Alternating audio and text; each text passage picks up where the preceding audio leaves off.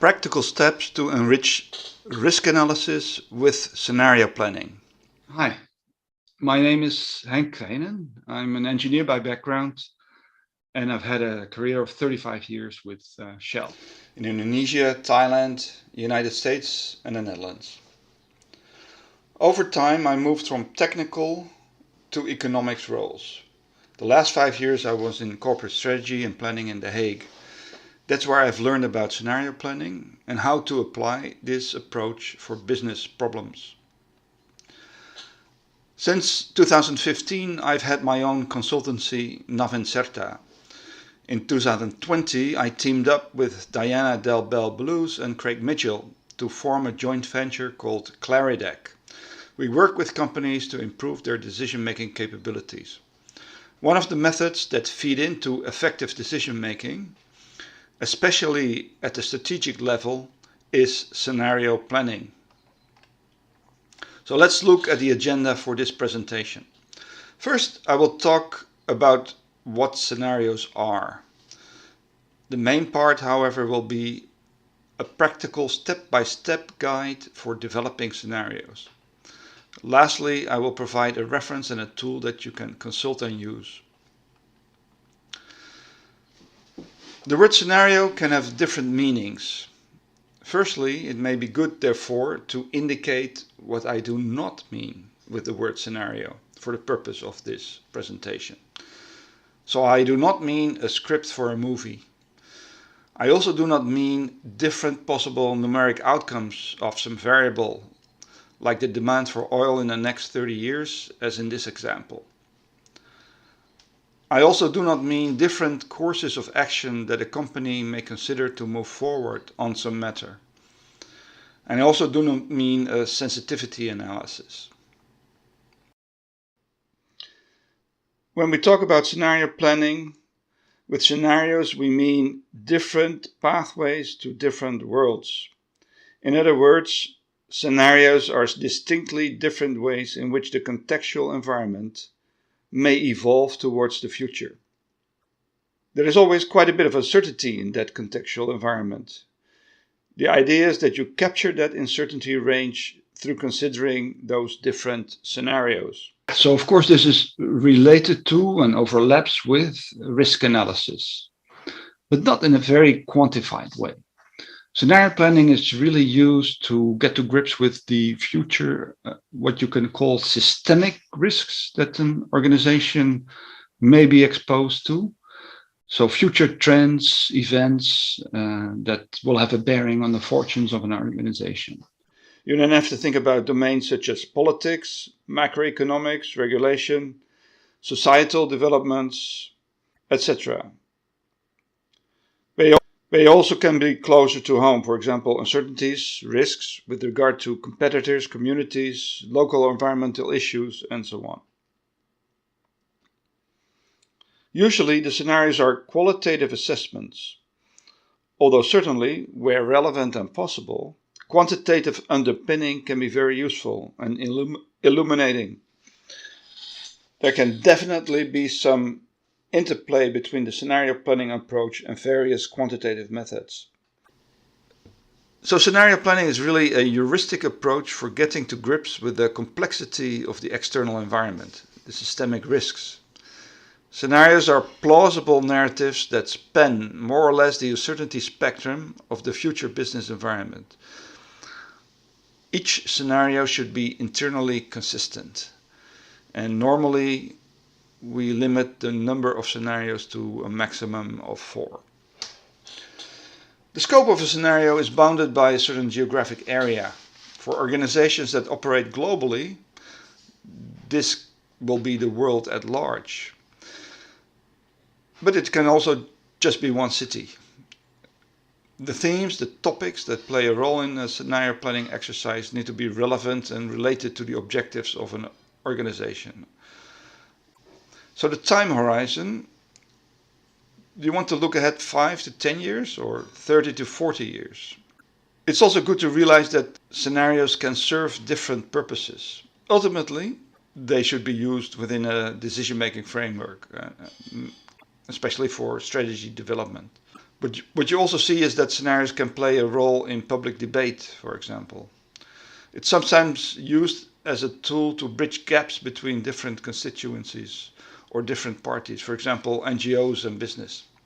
Scenarios are sometimes called memories of the future. Now think this through for a moment. If you have done a scenario planning exercise, you have already thought about the future in some systematic way. If you see things happening in the business environment, you will more quickly understand what is going on and what the implications might be. You can then make decisions faster and better.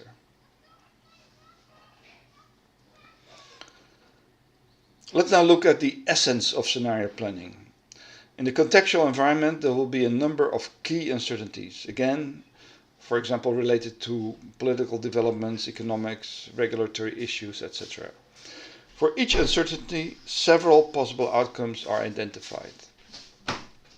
Simply put, these outcomes are strung together in some logical way. You then get a logical set of outcomes that more or less hang together. For example, a higher inflation means an upward pressure on the interest rate. Economic growth means a greater use of resources and energy, that sort of thing. To summarize, the scenario method is a heuristic approach to reduce the complexity of the external environment into a few internally consistent concepts. Scenarios need to be challenging but plausible. On the one hand, you do not want to get trapped in a tunnel vision. On the other hand, you do not want to be carried away by wild fantasies that are not productive. This you could call cycling in the air, as we say in Dutch. We really want to stay somewhere in the middle and develop scenarios that are thought-provoking, but still sufficiently plausible. Next, I would like to make a distinction between exploratory and focus scenarios. Exploratory scenarios are usually global, although occasionally the scope could also be a country or just a region. The exploratory element implies divergent thinking. They are really aimed at a deep understanding of the contextual environment. It is about identifying the driving forces, making the connections, and develop the narratives. The second category of scenarios are the focus scenarios. These address a very particular research question or are aimed at studying the implications of external developments for a specific investment opportunity or strategy. Usually the scope is confined to a limited geographic area. It is about zooming in, incorporating the local uncertainties, and often there are linkages to value measures. So what are some examples of global exploratory scenarios? Shell has a long history of scenario planning. The company has adopted this practice in the 70s of the previous century. The latest set of scenarios were published early this year. On their website, on Shell's website, many examples of scenarios can be found. Another company that has an interesting practice of scenario planning is the Norwegian company Equinor. They publish updates of their scenarios every year. There are also various institutes and agencies that develop and publish scenarios, for example, the World Energy Council, the International Energy Agency. And outside of the world of energy, I can mention the Global Economic Forum as an important scenario developer. I will now briefly touch on how scenarios relate to decision making. The first and most important way scenarios help decision makers is through giving them a broader perspective of the contextual business environment. This effect is sometimes referred to as the gentle art of reperceiving.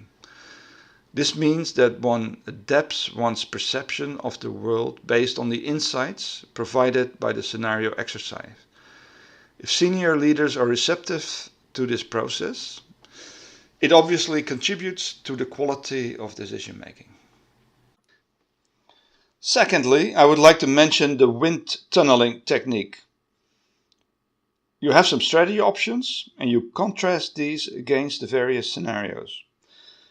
This is primarily a qualitative exercise, let's say a platform for discussion, but there also can be a quantitative element to it. Thirdly, but this applies in particular to the use of the focus scenarios, you could become more quantitative by looking at investment decision metrics against the backdrop of different scenarios. How, for example, would a particular investment opportunity fare under scenarios A and B? There's more to say on this topic, but in the interest of time, I will leave it at this. So now we will get into a discussion of a step-by-step process to develop focus scenarios. First, let's take a look at what you might occasionally see as an approach to scenario planning. So you have two variables with two outcomes, and that gives a 2x2 matrix. In this case, economic growth and the interest rate. So the question is, how will you arrange your asset portfolio in each quadrant? Well, this can serve a purpose, but it does not give you any insight whatsoever in the drivers behind the macroeconomic environment. So this is not an approach I would recommend. So remember, focus scenarios describe the driving forces, including their uncertainty, that will shape the future contextual environment of a specific issue. And with issue, I mean a research question, an investment opportunity, or a strategic objective. So my advocated approach is not a 2x2 matrix, but to use a set of fundamental driving forces as the basis for a scenario planning exercise. So let's take, for example, the focal question, what will the position of the euro be in 5 to 10 years' time? So the future of the euro is not a topic that is currently heavily debated. It is relatively quiet in that space. But there have been times that this was a serious question. And scenario planning is about exploring potential future developments that may not keep you awake right now, but that could pop up big time in the future. An example of that is climate change, an issue that was addressed by scenario thinking already 15 to 20 years ago. But let's return to the future of the euro. What are some scenarios for the role of this currency? Recently developed such scenarios together with an associate, Sander Boon, who is a monetary expert in Amsterdam. We did this as an experiment to test the scenario development methodology. And the result ended up as a publication in an online magazine in the Netherlands. The first scenario is called Charlemagne. Charlemagne was an emperor in Europe in the early Middle Ages who managed to unify a large part of what is now the Eurozone into a single empire. So this scenario is about political unification of the EU, which would be needed to sustain the euro. This would give the EU an increased geopolitical weight and would lead to further internationalization of the euro as a reserve and trading currency. The second scenario is called Westphalia. This would involve a breakup of the eurozone, a return to national currencies, and a much reduced role of the European Central Bank. The name refers to the Treaty of Westphalia in 1648, at which point a number of European countries became independent states. The third scenario is called Florence. This scenario would involve a hybrid currency system in which the euro continues to exist. In addition, there will be regional or national digital currencies with flexible exchange rates. Florence symbolizes the Renaissance, and the name Florence was reflected in various European historic currencies. So you notice that scenarios are often given catchy names, and of course this is to make them more memorable and appealing. However, I would like to stress that it's not about these outcomes, but it is really about the thinking behind these outcomes. So how do we get there? I will now articulate a 6-step process. First, you paint a picture of today. Then you draw an influence diagram showing the drivers and uncertainties. Then you identify the fundamental driving forces. For all uncertainties, you could consider multiple possible outcomes. You arrange these outcomes in a logical way, and from that you develop the storylines. And you will likely need to iterate because you won't get it right in one go. So let's go through step by step. So paint a picture of where we are today. This is an often neglected step. It is really needed to understand the system and the interrelationships. What has happened? What were the key trends? How were they related? And what are the big questions for the future today? So what have been some trends and events with regard to the euro? Let's have a short look back.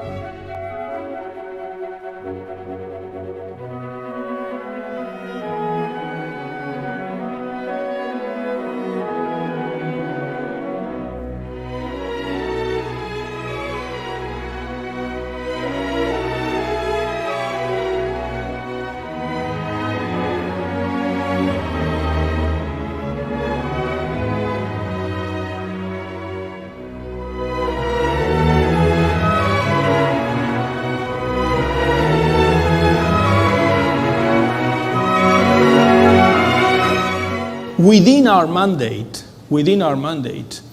the ECB is ready to do whatever it takes to preserve the euro. And believe me, it will be enough.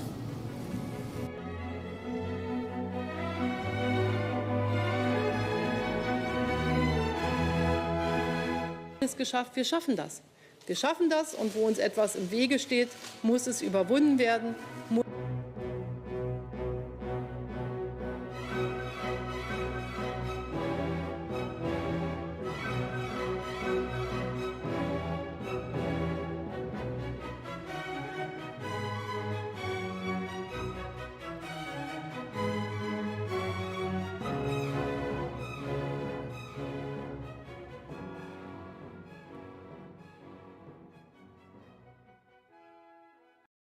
Yeah, so this was a brief reflection on what has happened to the euro in the last 2 decades, not with the idea that history will repeat itself, but to get a better understanding of the causes of various events and trends and the linkages between them. Then I think it's very useful to develop an influence diagram. This is a diagram that shows how the key driving forces and uncertainties hang together. In this application, it's not linked to a quantitative model. It's just aimed at getting your mind around the complexity of the contextual environment. So you map out all the relevant trends and issues that will shape the future role of the euro and their interrelationships. It should remain reasonably simple and capture only the most important factors. So in this example, we show this research question as a pink diamond, the future role of the euro. Clearly, a driving force will be formed by the future ECB policies, the policies of the European Central Bank.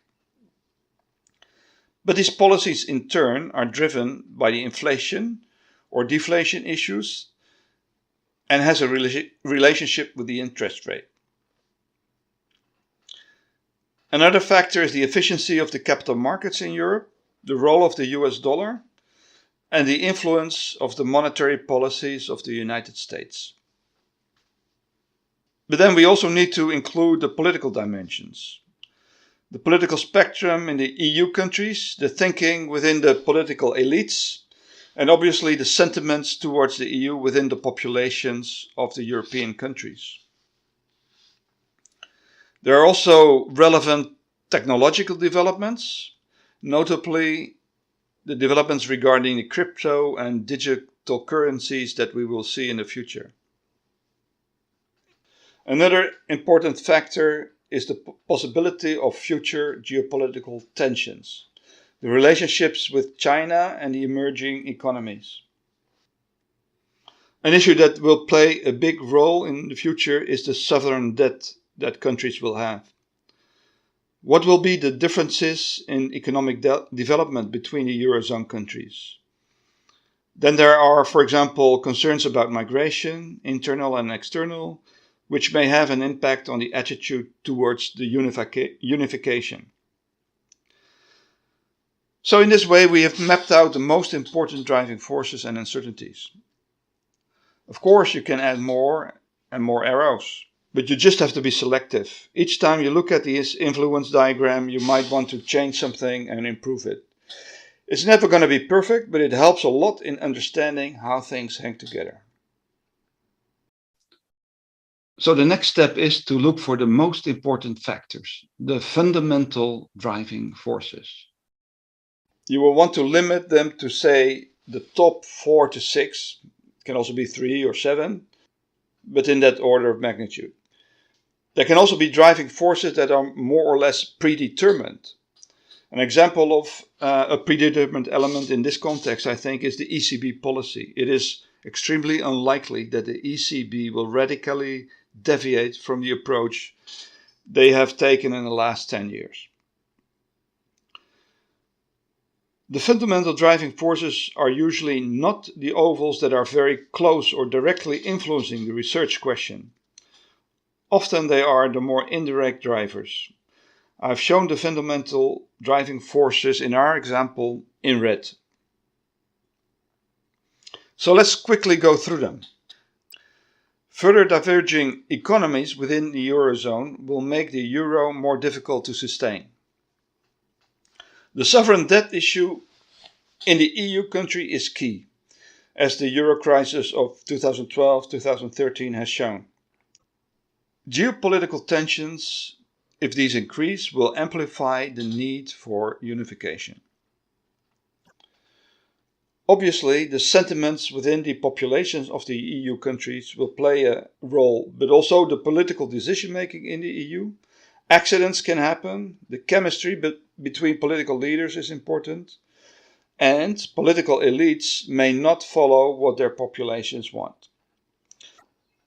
The next step is to consider multiple possible outcomes for each uncertainty.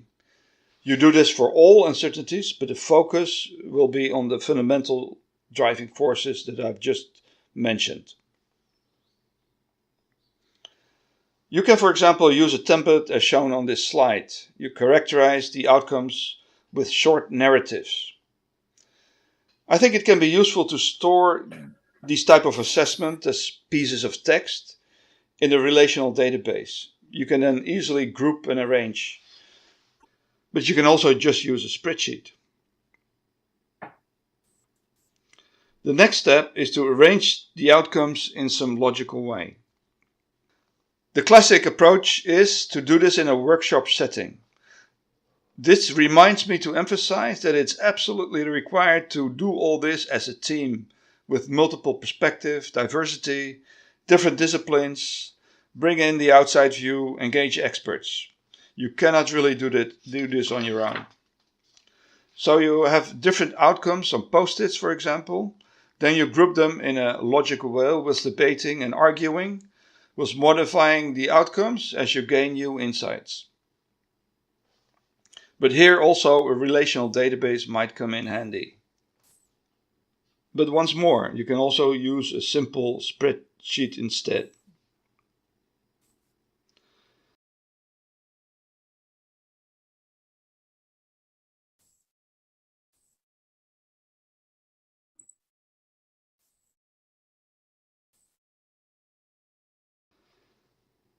Then lastly, you develop the narratives, the storylines.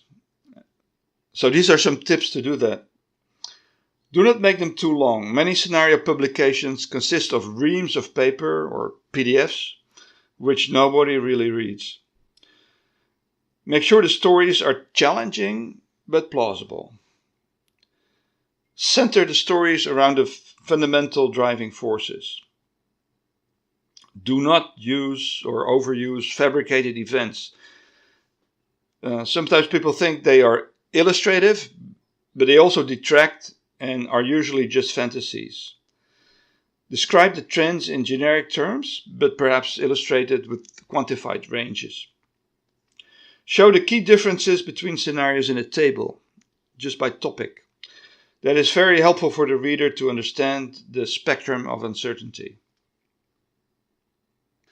Okay, let's briefly summarize the scenarios that we landed on. They contain many more elements, but these are the key points. It is useful to present all this in a table.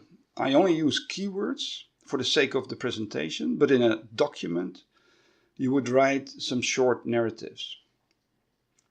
The Charlemagne scenario.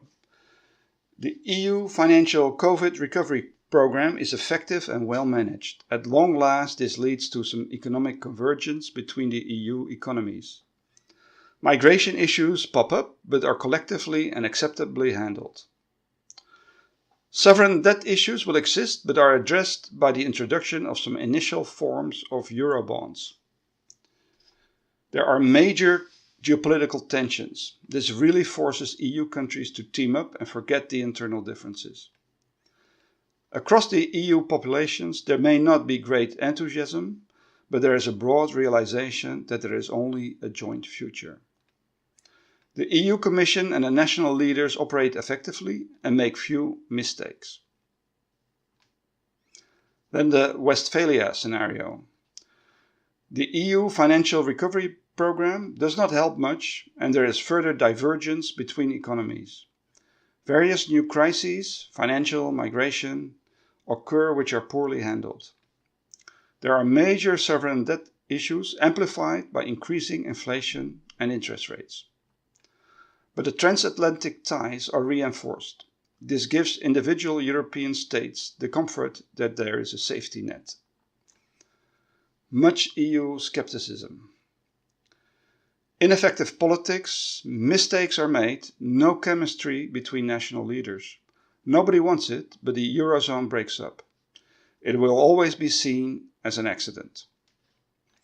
The Florence scenario.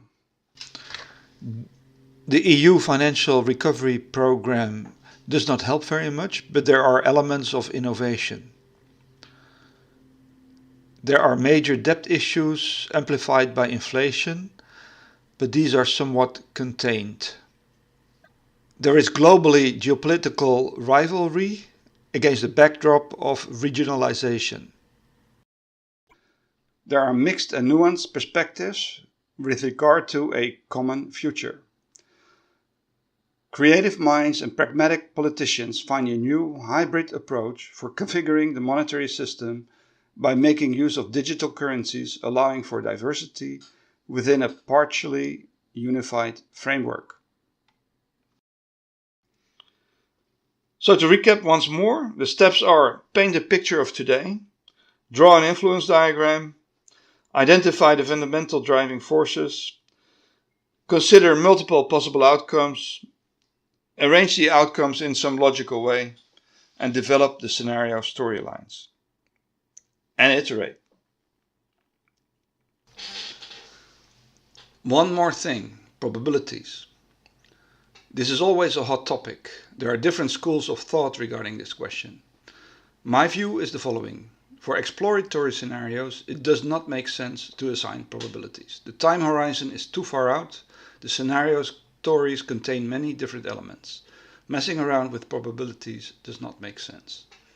For focus scenarios, I can imagine it is possible and sensible to, in some cases, have a go at assigning probabilities.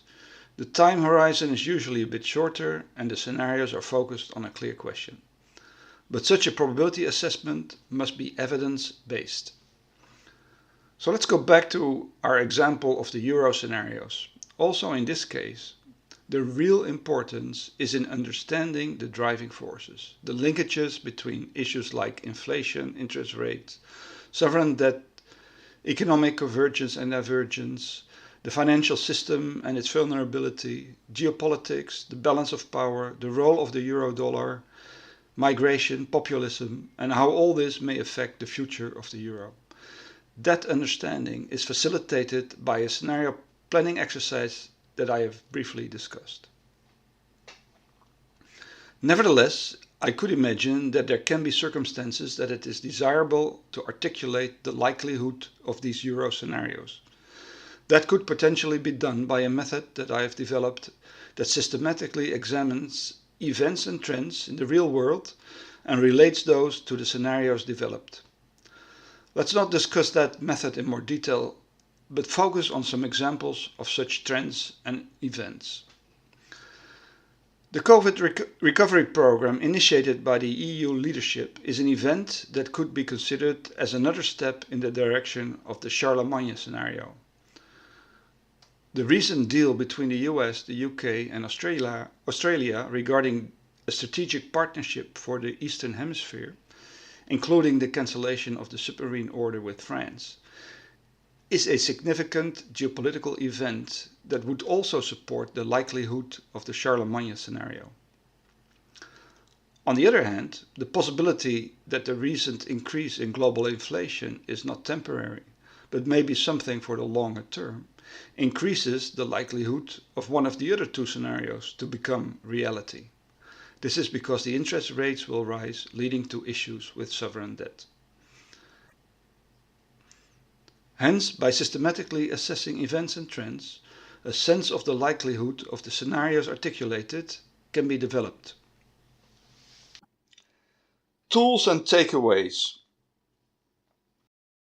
Yeah, so if you're interested, I can send you a PDF copy of a chapter I recently wrote in a book on enterprise risk management, which was published this summer. This chapter contains a lot more detail on scenario planning than I could include in this presentation.